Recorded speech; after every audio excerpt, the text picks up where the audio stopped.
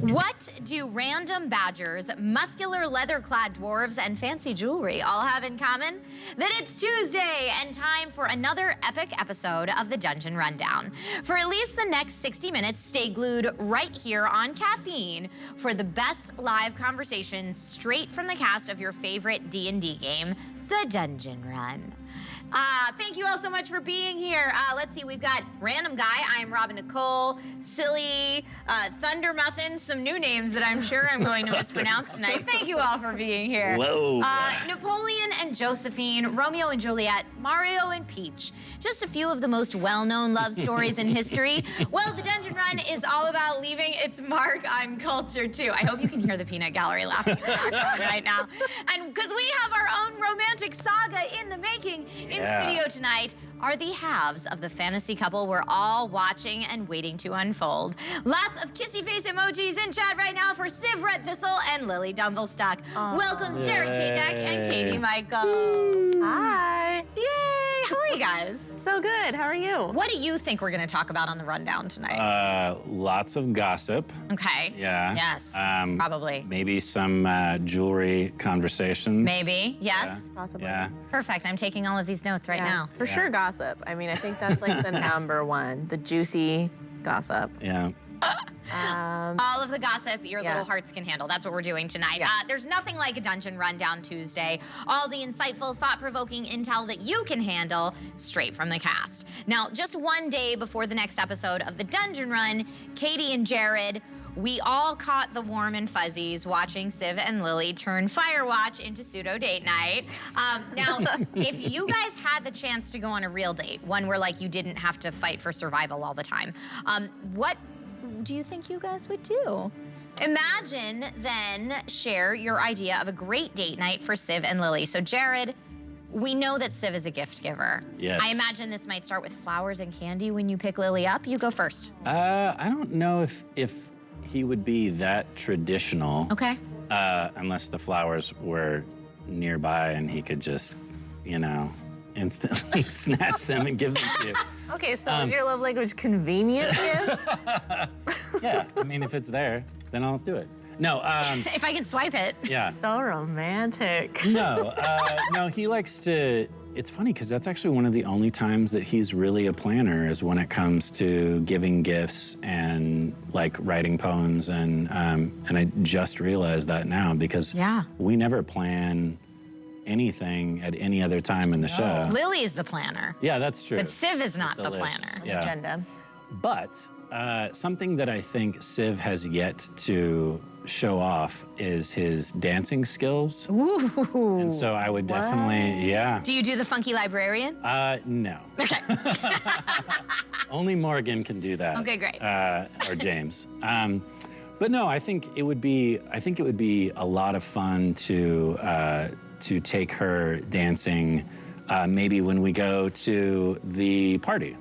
Yeah. When we go back to the party for Winkberg. Yeah. Like ballroom dancing, tango dancing, Definitely flamenco? something more risque, like tango or yeah. Yeah, you feel like you'd be tango. Yeah. So feels tango. Yeah, definitely. And he would get his tail involved as well. Oh, yeah. Oh! I mean, of course. Yeah. You could do like a surprise dip. There you go. There you go. Or I was thinking, By the way, she said dip for everyone at home. Yep. Yeah. I did. I was thinking, since Fahima and James have all of these cool spells that allow us to fly and be invisible and what have you, that it would be a lot of fun to take her on a flight as well, to fly up and around before or after the dance. Okay. Yeah. Like I love so that. many dates. That's so nice. All right, now, Katie, something tells me that Lily would also plan a great date night, maybe from all of your planning with our adventuring party. Yeah. What would Lily's ideal date be if you were to take Civ out? Well, Lily would try and be chill, Yeah. but she would make an agenda. But she knows that's not necessarily Civ's love language. However, I think what I would ideally do is I'd want to show Civ Bingle at its best because you kind of saw it during like wartime. Yeah, tragic. So I think what it would do is we would go to Bingle, we'd start the night off on a boat ride, and we'd catch dinner. Wow. So we go like out on the shore and catch your fresh, own dinner. catch fresh fish. 'cause Wow, I feel love like it was just like a fun experience. It's something to talk about. It's an activity. Yeah, I've actually done that in real life. So yeah, that's a great. That's awesome. Yeah. And then go back, cook it, have like a nice dinner, and then I also was gonna say dancing, oddly enough, which is very funny, at Bingle and Loving It, and have like a classic Bingle night there. And then probably there's usually a parade at the end of the week, so we do it during that and like experience the town, and then end the night on the beach looking at the stars. Wow. Very romantic. This is way better than mine. No, I don't think so. My hair is Very, still up. very romantic. I like Brandon Nerd said, just no clams. When you're catching There you go. your dinner, just no clams for sure. Love it. The Revenkist says, do some Hobbit-style festivities. I think that's like the parade. Morgan threw out there that Civ's love language is kleptomania, which I thought was lovely. Thank you, Morgan, for Maybe that. I'd hide some like treasure for you to There you go. find as like a fun thing. So I can find it and steal it, so I can still feel like I'm being me, Yeah. even though I'm not I'd like technically breaking plant the a law. bouquet of flowers somewhere and be like, oh, weird, yeah. How did that happen? And it was my favorite kind. Yeah. Lots of did you people know? making comparisons to Titanic. Oh, And gosh. actually, As a die. Ouroboros43 says Civ wants to show Lily the world shining, shimmering, splendid. So lots of nice flight movie comparisons there. But these would be nice dates, you know, if you weren't trying not to die Right. all the time. Right. Or botching our perception checks and not paying attention to people sneaking into our encampment. I was or very things. aware. I was very I aware was of what was not. happening. I just wasn't threatened by the badger. There you go. All right, everyone at home, watchers and runners, adding what you're thinking to chat almost guarantees another fantastic rundown. So please keep those comments coming. Continue posting your funny comments and brilliant questions, because what you think could earn you a cool piece of Dungeon Run swag. Now, who wouldn't want a new shirt and bragging rights as the best comment of the week, huh? Post them now. We got lots of good stuff in chat. Now, Jared, I am going to ask the question on everyone's mind right now. Ooh. What question's up? Why didn't you kiss Lily? And I love that you before have he to say it in that voice. I do.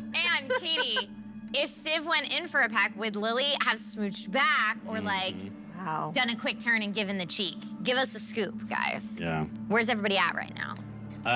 I'll say this: Civ is more of a gentleman when it comes to his lady love than what you might think. Okay. Even though he grew up on the streets and he's kind of this, you know, shady, rough and tumble guy, when it comes to the people that he truly loves, whether it's a friend, a family member, or someone that he's romantically interested in, I don't think he would aggressively, I mean, he's still gonna aggressively go after it, but he's not going to do it in a way that's like, what's the word I'm looking for? Like, You're not gonna initiate it? he might still initiate it. Well, I mean, that song was pretty aggressive, just not physical. Yeah, I It guess. was. I don't know. I didn't think it was that aggressive. Amy and I worked on that for a very It long wasn't period of aggressive, time. but can I say that Katie actually had a moment where I was like, is he proposing to me right now? And then I was like, oh no. Oh no, she can't say yes. And then I had like, I was like thinking, I was like, it's gonna be one of those like Jumbotron proposals in a baseball game, and that was gonna be that. Wow. It didn't go that way. It was very. No, it did right? not. Yeah. It did not. He is not that tacky. I didn't think so, but Yeah. there was a split second where I was like, uh-oh. Multa Vista, we all want to be as cool as Civ when we get older, for the record. I want to be as cool as Civ. Right? I feel much cooler when I'm Civ than when I'm me. Yeah, you are. Okay, so you're just trying not to be overtly aggressive about it. True. Okay. And I think he also doesn't want to, like, he knows that what he's doing is risky. Right. Not only is it risky because she might say no, but it's also risky because he doesn't, deep down, he doesn't want to burn bridges with other people in the party. He doesn't want to ruin the group. He knows that this is really, the quest is really important to Lily. And so for him, this is like, he's playing the long game. Well, and I feel like also if Civ goes in too hard, then he forces Lily to make a decision Exactly. that maybe we don't Yeah. want Lily to make right now. Yeah. Maybe we want some more time before that. She's been very, I'm talking about you as if you're not here, but she's been I'm right here. very honest as far as like, you know, being scared. Right. Being a little, you know, obviously, I mean, I think she's been burned in the past at least once. Yeah. And that's why she's hesitant to just jump into something, especially when we're in the middle of, you know, trying to save the world. There's that. You know. element. So- I mean, imagine that in real life, though. Like, you're dating, you're gonna date someone on where you're like, we are bound by this journey. Yeah. In fact, a lot of people get together under dire circumstances like that. So Yes. if at this point, Lily was forced in a situation where like Civ went in for a peck, what would Lily's reaction be? Gosh, I don't know. I don't think she would have necessarily rejected him. Okay. Yeah, but I think even if they did kiss, she would again have to be like, because I think what Lily's also scared of doing, which I think I've been pretty clear with Civ, is leading him on in any way Sure. and not being transparent with her feelings of Right. like her apprehension. And it doesn't really have to do with Civ specifically, it just has to do with her outlook. And so I think if that was to happen, I don't think she would have said no, because I think she's also been clear that she does have feelings and she is a little Yeah. smitten. So I think it would have, So like, would have let it happen? yeah, but then like, I just want to be like very clear that I'm still Okay. nervous. Okay. Does that make sense? Yes, Yeah. and Witch Space says, if they get together, one will die before the episode ends. This is Fantasy 101. So maybe that's also why we're prolonging No. I will say this, It would be me. really? I'm like, you're very strong. Well, I also take really dangerous risks from time to time too. I just talked to a bunch of dwarves. Granted, you were standing right there. True. I wasn't. I will say this, and Katie and I were talking about this outside of the show. It's odd how you have these weird flashbacks of when you were in like high school or like those early romantic crushes that you had. A lot of that came flooding back in my mind while I was getting geared up for the song and to give her the jewelry, to the point to where I actually had, and I haven't had this in years, sweaty palms before I gave her the necklace. So cute. Yeah. It's true though. It's like it is such a. We were saying it's like a high school romance. It does feel like a high school romance, but we're also, you know, young. The characters are young, Yeah. so So it's appropriate. yeah. Acting's fantastic, isn't it, guys? What's up? You're 18, 19, 20. 20. Okay. Yeah. Although I'm thinking, Behemoth's 19. yeah, I'm thinking that he's like had a birthday because Okay. I definitely imagine him being a January birth date. So So maybe 21 now. yeah, Okay. yeah. Okay. Hence the garnets. And how old is Lily again? She's 22. Okay. There we go. Yeah. Just a slightly older woman, if you will, if that does it for you. But I live much longer. Yeah. Yes, that is It's another so factor true. in all Which of it. means absolutely nothing to Civ, because in his world, nobody lives as long as they're supposed to. In his That's world, true. everybody dies before their life expectancy. It's very dangerous. Not Yeah. in Lily's world. Interesting to think about, and we will definitely delve into that in a later conversation. Some psychology. When Cy Lily get further into their relationship. But even on the dangerous road to Dath Althun, romance was still in the air. Who knew Tabaxi were so sweet? So here, let's go ahead and take a look back at the almost magic moment between Civ and Lily now. I have a question. Did you like the song at all? I did. You did? Yes. You just didn't say anything. So I thought perhaps it was, I'm sorry I didn't maybe have the reaction you would hope for. I just, I did like it. It was beautiful. And your friend was amazing. yes, Bunny is very talented. Yes. And clearly, you are amazing too.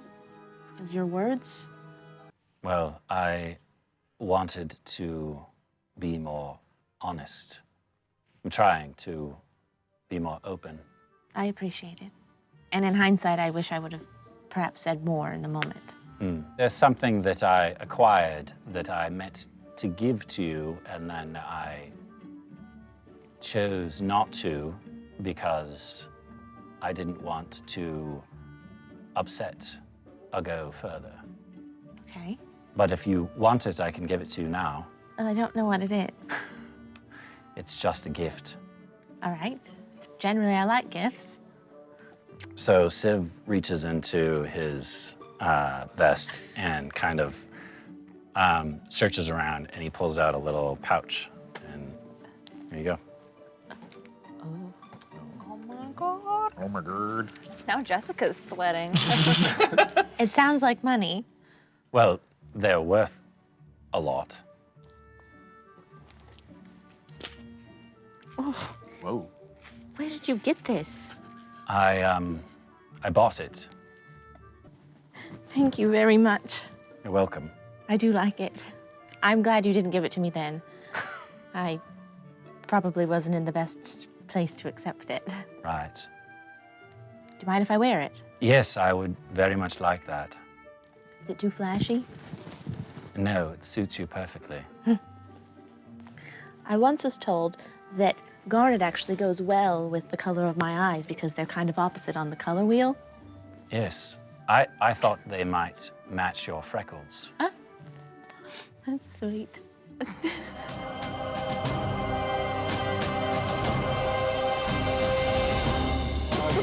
Oh my God. So many great comments from chat during that package, but really what I want to comment on first is both of you watching that was hilarious. I wish we had like a hidden corner camera because you guys were both like on the edge of your seat, like what's gonna happen? Like you don't know. I hadn't rewatched that. Yeah, I rewatched it right when it got put out on YouTube, while everybody's like in the chat and what have you. But I haven't watched it since then. It's pretty I get cute. nervous watching it. Super awkward, yeah. Do you? See, now Dreamblaze said, this moment gave me a grin from ear to ear for 10 minutes straight. And Something Cool said we were all squealing with delight at this moment. So people are loving it. I know you're looking at it critically and saying, oh, it's super awkward, but it's very real in its awkwardness. I had a poem that I wanted to read too, and I was so, I was so nervous. And my hands were so sweaty that I was like, I just need to get through this scene and I'll be okay. And that's why there was a lot of this like stilted, there was,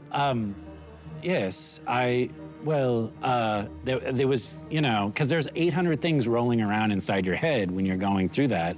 And then afterwards I realized that I hadn't even taken the poem out, so. It's funny because I was thinking about this. I was like, why is it so nerve-wracking? And it's because like, we're both actors, so we do acting, but you plan that out. And this, I have no idea what you're gonna do, so it feels like a flippin' high school. Good. Yeah, I have no idea. It's So I get really, nervous. It's really fun, and thank you guys for playing to the reality of that moment, because I think anyone who's ever been in puppy dog love, whether it was young or current or whatever it is, can understand the sweaty palms and the not being able to go through with the whole plan and not knowing how it's gonna go. Not knowing what to say. The fear of rejection too is very real. Huge. Yeah. I liked D&D Kid says, I bought it. Yeah, right, Civ. Which would be a hilarious turn of events if that were the case. And Ryan Winters has a question for Lily. My big question is, if Civ leaves, will Lily sell the necklace? Oh, no. No. Even if she feels burned? I don't think she would sell it. If she felt burned and there was like animosity, I think she would pass it on to someone, but money isn't Lily's thing. Okay. Maybe if it was like to help something, but I don't think so. Okay, but not just to have the money, just you might get rid of it another way. Okay, Jared, Civ has fantastic taste. Who else at the table knew about the necklace and for how long? Well, believe it or not, I really was going to give it to her on the holiday episode after the song. Okay. So I had to talk to all of the producers behind the scenes. Jeff, Amy knew about it, Sound knew about it, and then when I didn't do it, no one even came up to me after the show and said anything to me. Yeah. They were all too embarrassed. Exactly. No. They were embarrassed for me. And then today, He felt terrible after that and then episode. today even, Bernardo, who's our showrunner, came up to me and he was like, "Did you know you were going to give her the necklace in the last episode?" And I was like, "No, I never know what's gonna happen or if there's gonna be a moment or like I looked at what she was wearing and I go, oh, I don't think this is gonna mess with her mic. She's wearing like a nice sweater, so I think it'll work. Oh, so actor-producer brain kicked in as well. Yeah, well, because the last thing I want is for her to put it on for there to be, you know. Right. Right. Yeah. Jangling around. Yeah, so, yeah, and he was like, well, you know, if you ever know that you're gonna like give her something again, just let me know. And I was like, what am I gonna do? Turn towards the camera and wink? Well, what was the code word that Jeff threw out once to try Pineapple. Pineapple. I still don't really know what that. I never figured out to what cue something, yeah. So you know, I think that was bringing out one of the sets. a set wasn't it? piece. I think it was to bring out a set piece, yeah. But then something happened and we went to break or something and it didn't work as planned. Yeah. So that's it. You just need a code for any time you're going to give Lily wonderful gifts. It's all improv. I'm so thankful that everyone behind the scenes is willing to let me do my shenanigans and roll with the punches. You literally have a shenanigan every week. I like shenanigans. Every single. And everyone enjoys the shenanigans, so They do. please keep them up. Katie, describe how you felt getting this gift. When he handed you that little black pouch, what was going through your mind? What did you think it was? Well, I didn't know what it was. Yeah. And again, like I had a momentary flashback to the song where I thought it was a proposal, because there was something in some lyric in the song that made me think that. Really? You said a forever romance in the song. Oh, and so right. in my head, when I had like a flash when he said that, I was like, Right. oh, it's a You were being proposal. proposed to. Yeah, kind of. And then I quickly realized it wasn't, but there was that thought. I was like, uh-oh. No, it's not that. And then I was just nervous because I don't know what it is. It's really what you saw was probably Katie's actual feelings too. It was like, ah. Well, and it was, you know, much like what you describe on the rundown of you really do like him, you're just really nervous about it. So I think that came through. Do you think the gift from Civ changed Lily's feelings at all towards the situation? Yeah, I mean, I think Lily, as you've seen, is like slowly warming up to the idea of it maybe not being like. Well, Katie always horrible says thing. to me before the show, she's like, you better, you know, step it up a notch. She says, gifts is my love language, Yeah. get on it. She was like, I want some bling bling if you want any I'm of like, this is not gonna be easy. Yep. Okay? Somehow I find that hard to believe. You have to work. No. Yeah, I don't know. It just is. It's. What did you think was in the pouch? I didn't know. I really Oh. didn't know. That was a huge surprise to me. The fact that you even had anything was a surprise. Good. I really didn't know. The necklace was great though, and it was a nice, like a token that didn't feel like I couldn't accept it. I couldn't, even though it's worth a lot of money, but. But I mean, Lily's whole fear was like, love never lasts. Yep. You're gonna run. And she still so has you would that. imagine a gift might help or maybe not.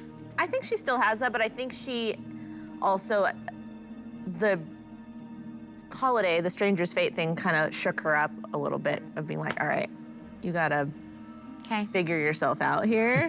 To yourself? Yeah, kind of, because I can't walk. I'm not gonna walk away, which was kind of her, like, I'm gonna mess this up or I'm gonna, and her solution has been, I'm gonna be brutally honest. I'm gonna be very transparent with how I'm feeling. And I think that makes Lily feel more comfortable and confident in these situations. And in a way, it was really helpful that Civ outed the whole thing because I think that's part of the scariness of it. Yeah, is, of you know, like course. the unknown and And all your friends finding out. and all your friends finding out and people being, you know. That was the moment where you asked the girl out in front of all of her friends to go to prom. Yeah. And she looks at all of her friends and then looks back at you and goes, maybe. Katie, felt terrible during that episode because I know how like nerve-wracking all of it is to play out, and I was like, oh man. So going back to that kind of maybe moment, even though Lily kind of passed, or I guess it's not really a pass, but it wasn't really a yes. I took it as a challenge. Okay, so that's what I was gonna ask. Why is Civ still so hopeful?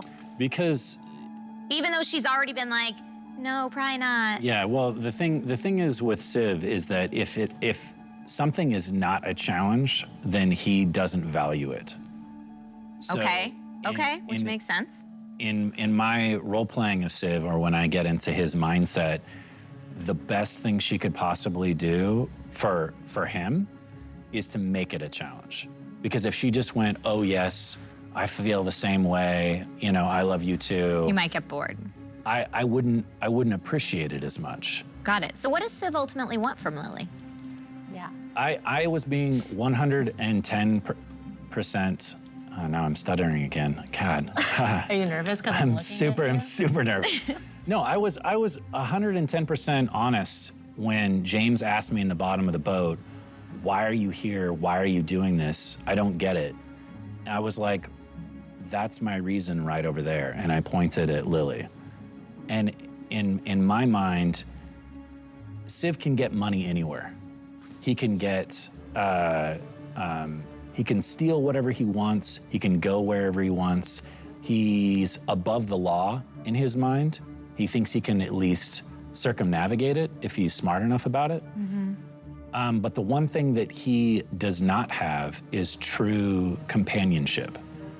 And all of his friends and the people that raised him, who were his pseudo family, took advantage of that. And Lily was one of the first people that gave him something in return and never asked him for anything. Right. Just, you know, reached a hand out and said, hey, we need you.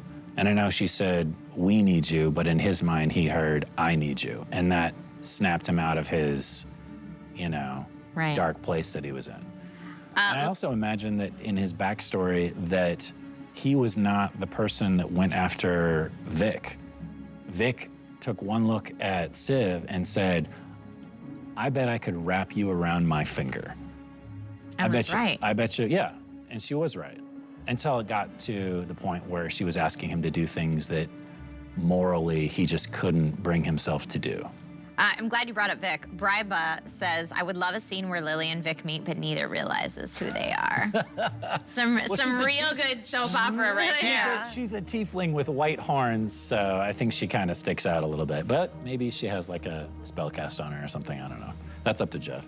Yeah, we'll see. That's a note for the DM. I feel like chat. that's very possible that that's gonna happen. It could be good. I don't know. Okay, so let's talk about in the game, and this was mentioned actually in a comment on YouTube. Mark Adams commented, ha, 3 of my cards came up in the opening sets of cards. Wonder how many total will appear in the show this time. And yes, Civ, there is a Force of Evil tax card in the deck. Somewhere in the deck. So since the show's holiday break, really, there have been so many Force cards just thrown out there. Yeah. How has that impacted you guys as players? I mean, the cards are just booming. How does it feel seeing the fans coming up with so many creative ways to influence the story? I mean, it's awesome in that sense. It's awesome that people are buying them and participating, and the fact that Jeff has so many to go through every week is, I mean, flattering. It's really cool. I'm happy that everyone's that invested in the story and thinking of creative ways, and the cards are getting smarter and smarter and smarter of how they affect individual characters, and they know the chemistry of the party and how they can. Right. Well, the Candle Queen came about because of the fans. Totally. And now it's part of the canon of the show. So I think anything that the viewers can do, whether it's creating cool cards or what have you, creating names for characters and stuff, it makes them a part of the show, which we love, and it's almost like it's like they're, you know, part of our creation, part of the creative side of creating this story. Yeah. You know, this world. And Jeff is a wizard at taking all of those things and sort of blending them all together in one big hodgepodge, to use a gaming term. But making sure that they're not game breaking at the same time, because I think especially since we've gotten such an influx of Force cards since the holidays, I mean, that's crazy. I was just gonna say it's time to check out chat because Multivisto says, here's a question for both of them. How do you keep track of your forces of good and evil? That is becoming increasingly challenging. Jessica actually bought this little card holding. It's like a Rolodex, is that what it's called? Rolodex is the one that roll. It's like a little card holder. Yeah. Okay. Yeah, and that organizes all of her cards for her. I'm gonna get one. I think we're all gonna have to get one. Because now they don't fit on the table very well. Right. A lot of that has been because people have been so generous the last few weeks, which has been amazing, Yeah. but we haven't had a lot of battle situations. Yes. And that's when they kind of get stockpiled. Right. And we haven't had a chance to use a lot of them. Yeah, and some of the cards are also like specific circumstances have to happen. Like you only can use this on a persuasion check. Like, well, unless I'm persuading somebody, that card's gonna sit there. The one for that a I while. used on that persuasion check last episode, I'd had for, I mean, Forever. a long time. Yeah. A long time, because I just hadn't been in a situation where I needed that. Yeah. But this show has changed so much. When we first started, there were cards where you could buy a monster. you Yeah. know? Oh, yeah. And imagine if we still had cards like that now, we would just be in constant battle No. the entire show. Yeah. So I think we are all, as a show, the producers and everybody, Jeff and the cast, we're all learning together how to make this work. And the viewers and everyone in the Discord and Yeah. everyone that's contributing. It's cool. It's this ever morphing thing. But I feel like the Force cards have specifically become more of a game changer in recent weeks, sure. which is very cool. Now, week to week, our adventurers bravely make their way through all kinds of lands, encountering some of the most creative characters that our DM Jeff can dream up. Who knew tiny feet could cause so much anxiety? So turn up the volume right now and watch and listen as the group sets eyes on the Dwarven army for the first time. And as you pass the majority of the water, you look down and you can see the pathway that you had been on down below you, the wider pathway, the road, and there is, you hear huge army of dwarves, armor. What direction are they Banners heading? of Cragborn clan. Are they heading away from the city? They are heading away from the city, but it doesn't seem like they are moving with urgency. It seems more like a patrol or a movement that would bring them, you know, into a different position. They're not charging into war. They're just. But you see this entire mountain that falls out below you. Just this huge number of Should we dwarves. be watching for hidden dwarves? Probably. We weren't ever in the army. We fled. We don't know all the exact. Yes, we'll try to guide you as best we can, but I'll go. Quietly, like away from the dwarves a little bit. I have a hunch the next few hours, maybe even the next few days, are going to be not very easy for you. We're going to have to ask you to keep a cool head, I'll do the best I can. okay? We're here for you.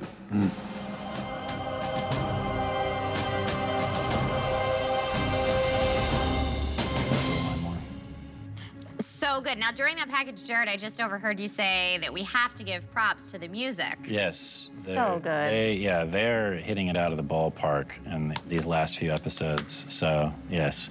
It's true. Yeah. We don't hear it during the show, Right. which I know Yeah. we say all the time, but it's really cool to watch it back. Every time we watch it back with the music, it's so it changes it. Yeah. Thunder Muffin Grim faded, which space everyone is agreeing with you that the music has been on point. So kudos to the post-production team on that one. And I have to say, as someone who listens to the podcast first and then watches it back, the music is so important to set the scene. Yes. But this scene in particular was so like anxiety-ridden. Katie, Lily sprang right into action, cooking up a fantastic plan for getting the entire group into Doth Althun. Why was Lily so confident that she could convince the dwarves to help them? I think, well, that's where Lily is confident. Is Okay. like talking to people. Like we haven't talked about this in a long time, but like her initial motto was like communication is key. So like Lily's like good at talking to people. She worked in a bar. She's not really intimidated by like burly beings. Yeah, she can play people like a fiddle, and by that we mean roll 30s. Yeah, roll 30. That was incredible. But I think she was like, well, they're not gonna.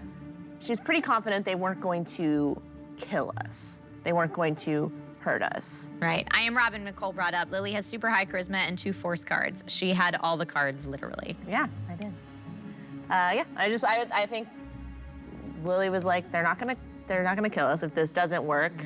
Like the worst case scenario still wasn't too bad in her mind. I think anytime Katie can get, or Lily can get the DM to break, which she did. Yep. And he literally just started cracking up. I think you know that at the very least you have a shot at it. Right. Yeah. Yeah, for sure. Well, and I always love to when players give these like brilliant speeches and then roll low on their charisma check, and you're like, That happens. It does happen. It That does happens. so sad. Yeah. Did Civ have any reservations about the plan?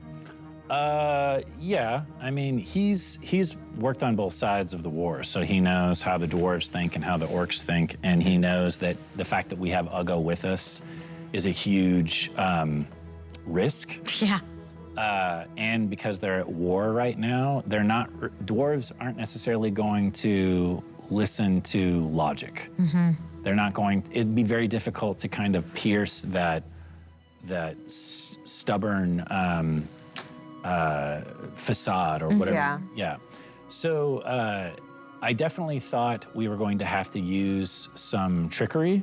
I thought we were going to have to use some charisma, and we're a pretty charismatic group. I mean, none of us are, even Uggo is pretty good at, talking to people. He's just not good at deception, but Sure. he's good at, Right. he's charismatic. Sure. And then But he was invisible, which I think did aid in the confidence, Yeah. because him and the little The other dwarfs. conscientious objectors. That's Yeah. that's the word I was The trying to other think of. It took me so long. I was just looking at Jared, who's looking at me like I'm crazy. Conscientious objectors. Yeah. The two dwarves. Donk Yes. and Humerian. I'm making this so much. Humrian. Humrian, thank you. Yeah, I think so. They were also I invisible. promise think you this is just tea that we're drinking. Mine's just water at this point. I'm not even drinking tea. But they were invisible, and I think if Uggo and them had not been invisible, it would have been more anxiety for both of us. Yeah, and I me mean, at least. Ron had a really good point during that game. He was like, maybe the dwarves have some protective magic. Right. Yep. And if we had walked through those gates and the invisibility spell got wiped away from be some so it screwed. would have just been a giant slaughter fest. Like Yeah. we would have gotten in a huge fight with a entire squad or platoon of dwarves. Right. Yeah. Because And I'm sure they'd think you were sneaking in a spy. Exactly. Right. Exactly. And we could still get caught. So For sure. Maybe. I mean, the group has found themselves in some precarious situations on their journey to Dondo before, so that's not like that's new.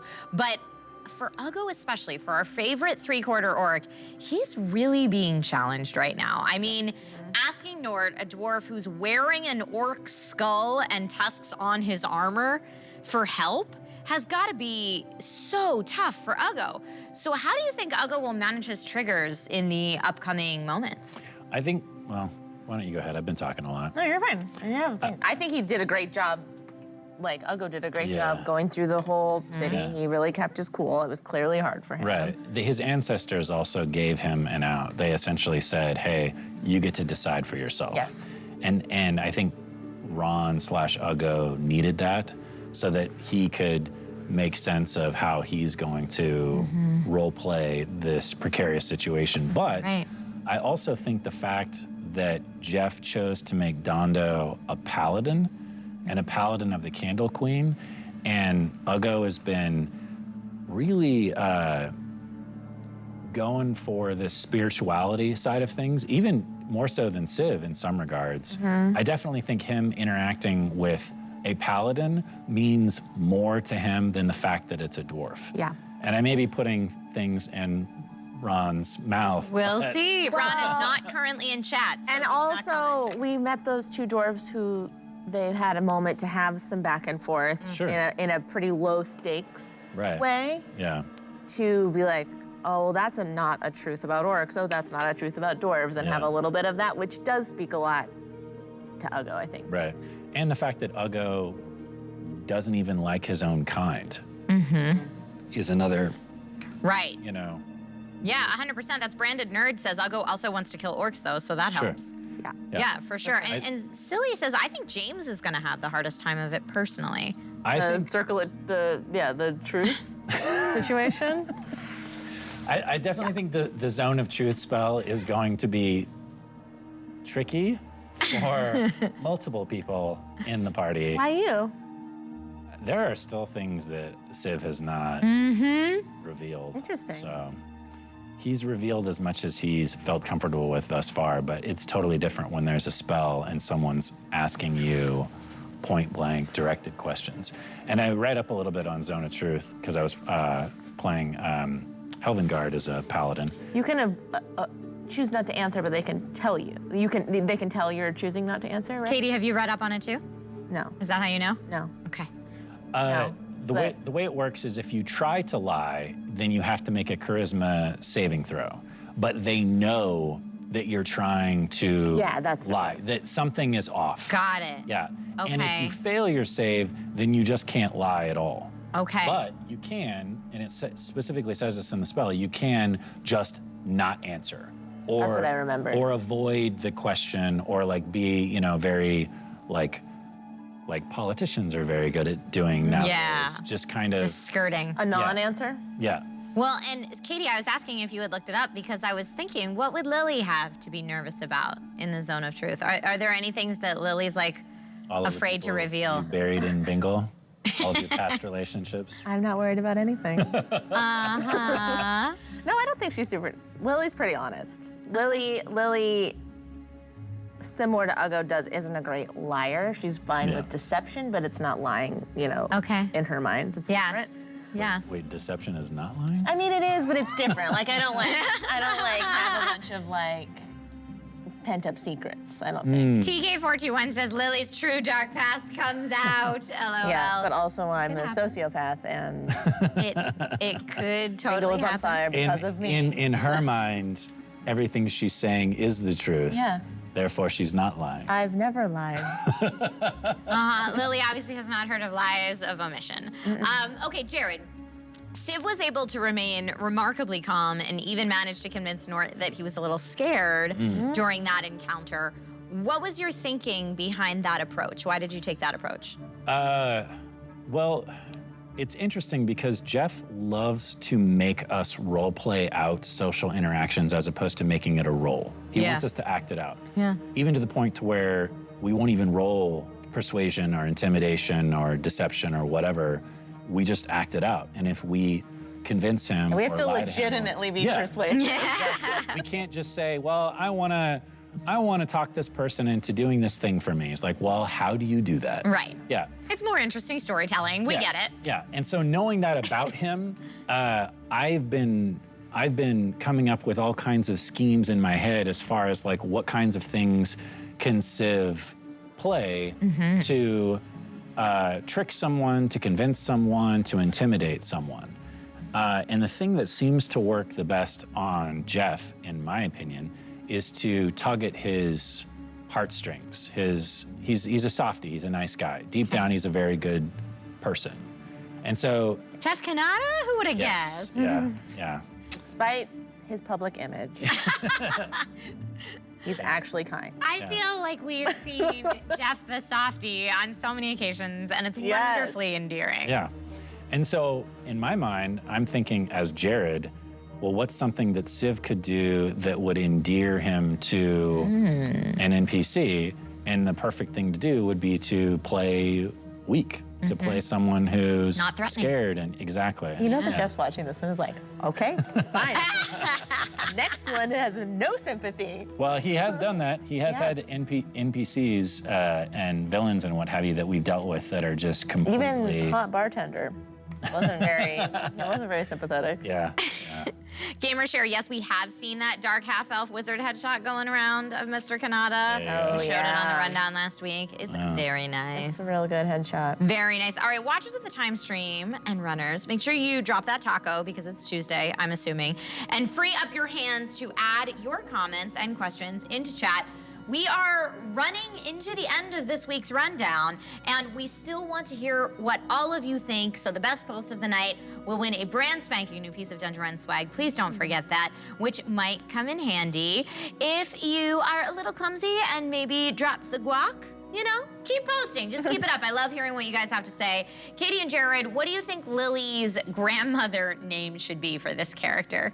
Is she a Grams? Is she a Nana?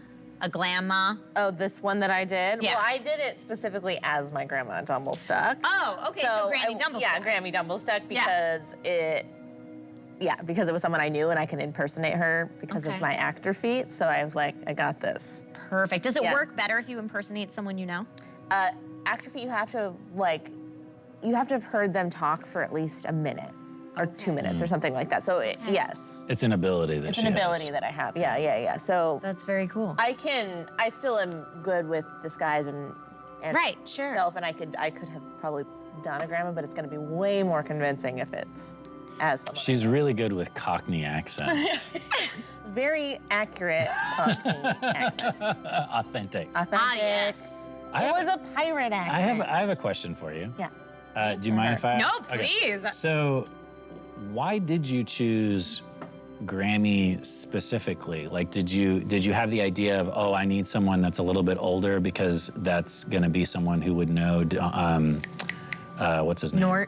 Nort. That wasn't the original reason. The original reason was, in my head, probably subconsciously similar to your reason, is what is the most endearing thing? Yeah. What is the thing that a group of Refugees.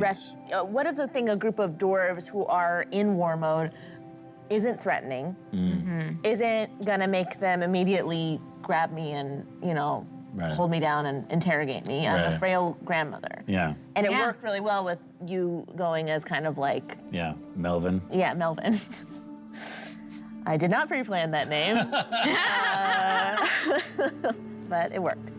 So that was more my thought process was, how do I take them off guard in the sense of that you're not expecting to see a small Now, grandmother. my next question is, what would you have done had that not worked? Had he been like, no, go away? Yeah, let's say you didn't roll a 30, and he was like, And he's like, I don't care about grandmas. yeah. Get out of here. What was your backup plan? I think the backup plan would have been probably to go back and reconvene with the group. And try to like sneak in or something? Maybe, or go in a different area, because there are different entrances, which they had said specifically, like that is way, but there were other ways.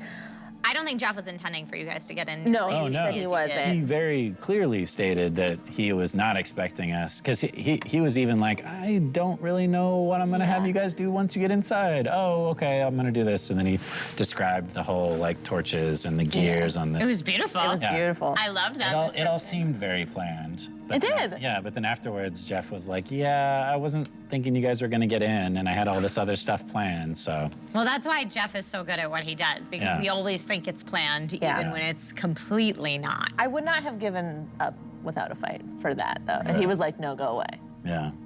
That would have been interesting if the stakes got heightened deep. They would, it would have totally I been also was interesting, but- thinking if you hadn't got a 30, that when we said there were others, and we pull and James and Fahima came up and out, I thought at that point he was going to snap and be like, whoa, I thought there was just 2 of you and now there's more, and what other secrets are you keeping from me, and how did you get up here? It could have gone that way for sure. Yeah. But nope. But how we Yay got for up the there, I rolls. could have just told the truth. We walked up here. We didn't run into anyone. Calcanius That's in chat not on says, me. an actor playing an actor who can act via a feat. Yes. Yeah. Don't mess with that. Okay, now there's no way that we could give Lily and Civ all the props for getting into Doth Althun without showing you that moment when the magic happens. So right now, watch Lily, AKA Granny Dumblestuck, charm the tiny bearded commander here. This contingent of dwarves, all heavily armored, all in metal, save for this guy who seems to have been barking orders. This dude is in pelts, leathers, tight, strapped boots that go up to mid-thigh, wrapped tight, gloves wrapped tight. He's got on his shoulder a skull that clearly has 2 tusks coming out of it. Whoa. It sits on his shoulder, and a bandolier across his chest that is full of tusks. All of them notched, carved into them. And he walks, he's got a helmet on that has horns on either side of it, and he walks very confidently, everyone deferring to his authority, and he walks straight up to you and he goes, "What's your business here?" Oh, you have grown. What? Look at you. Look how much you've accomplished. Oh, Nort. I love it. Love it. How do you know my name? Dondo speaks highly of you. Whoa. She asked about Dundo Krigana. Dondo sent you. Well, Whoa, what is your business here? Turn back. We don't want what you're selling. Oh, you're so strong and scary now, Nort. What is a beach gnome doing here? How'd you get so far inland? Well, Ma'am, explain yourself. We're at war. I know, and I understand that you're very busy, and clearly you're doing a great job. Everyone here respects you. Hey, We are but a band of refugees. I have a few other friends with us. refugees from what? Winkberg. Refugees from Winkberg. Yes, What was happening at Winkberg? Well, I don't know if you heard, but the whole town was in a bit of chaos.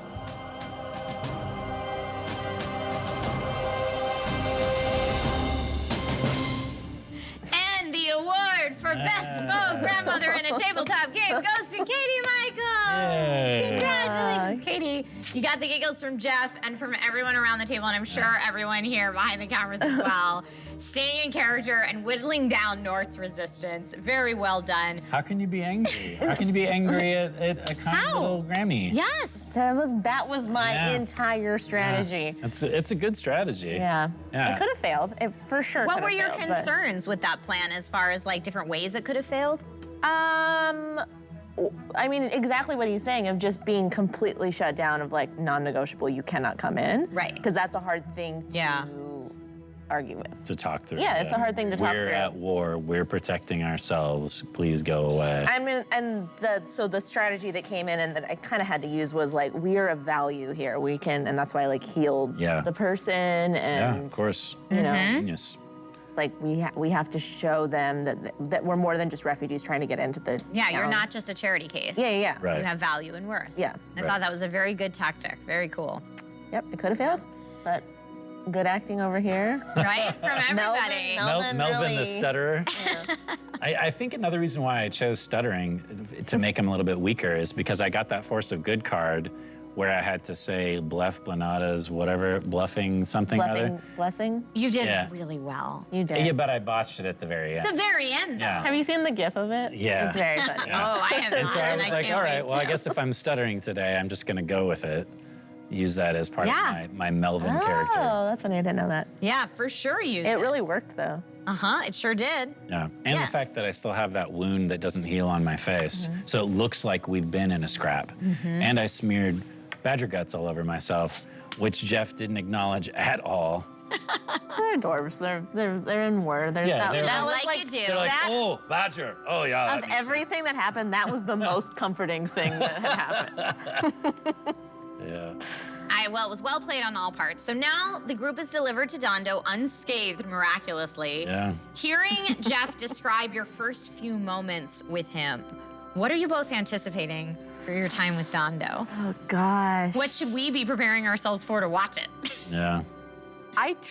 We don't know much about Dondo. No, we not really at all. don't. And the We zone, don't even know that much about the Candle Queen. we don't. Yeah. And we don't know why we need to see Dondo. Right. Other than he's supposed to help us or have more information for us. Right.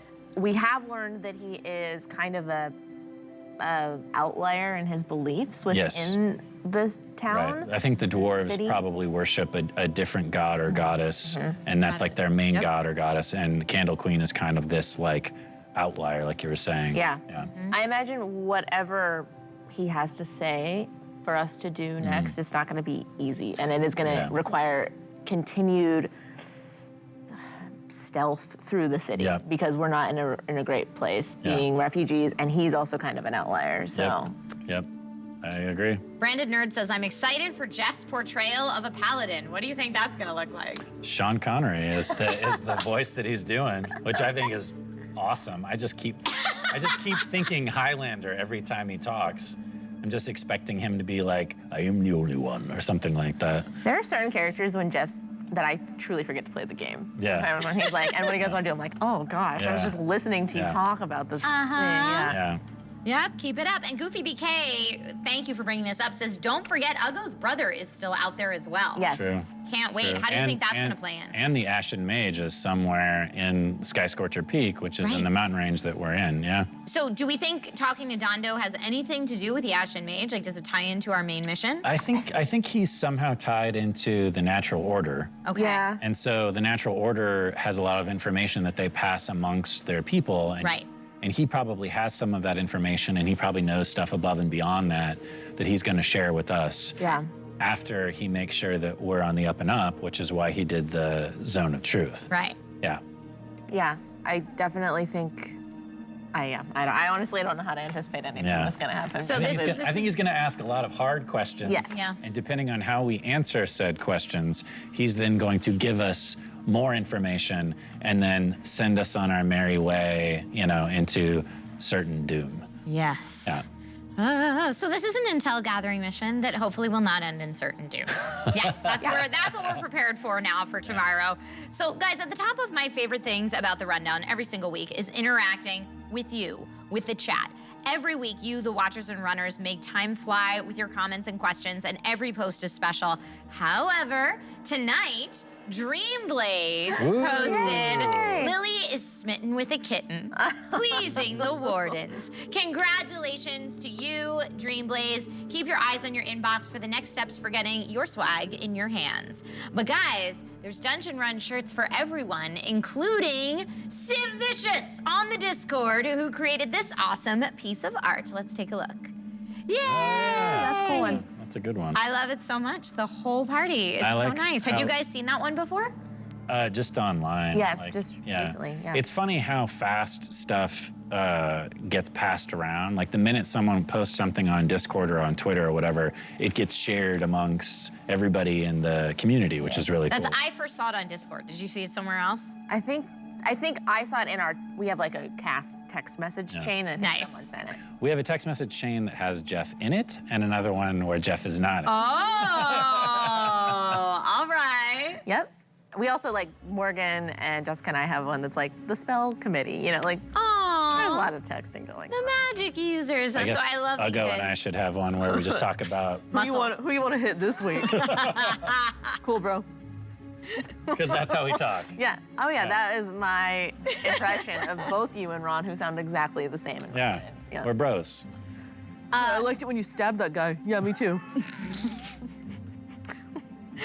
Dyson Cape says, well, we have an area that only Jeff is allowed in. So Ooh. everybody has their groups. For a It's while, I true. was in the Discord and I was in that area because no one knew that it was me. I didn't read anything, but I felt very special. And then I know, I didn't read anything.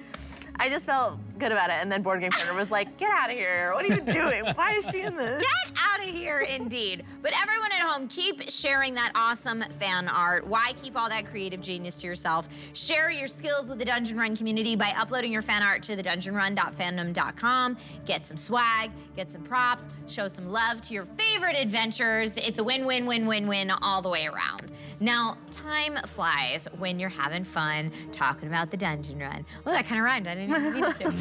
Thank you so much, Katie and Jared, for spending a very valuable 60 minutes of your time with us. Thank you so very much. Thank you for having Are there us. any parting words that you want to leave our viewers with tonight before tomorrow's Dungeon Run? I'm looking at you. I always say the same thing every week, every time I'm on this, which is just I love you and thank you for watching our show.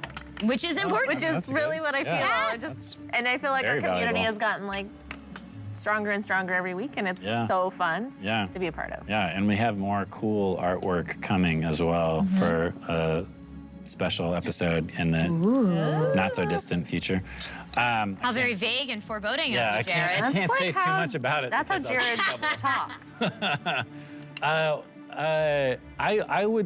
I would like to say that I think Jeff needs extra special credit for the use of Zone of Truth, because being playing a paladin in Amy's campaign, I had that spell. I tried to use it. It didn't work, and I was bummed out because it's such a cool spell because it's not a combat spell at all, and it's second level.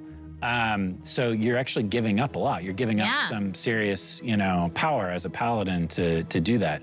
But to weave it so perfectly into a game where we're all, well, some of us are very open and honest, but we're trying to be more open and honest. I think he ended up timing the use of that spell perfectly.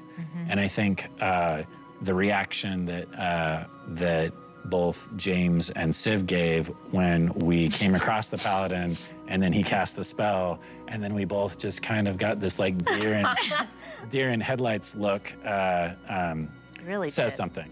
Yeah.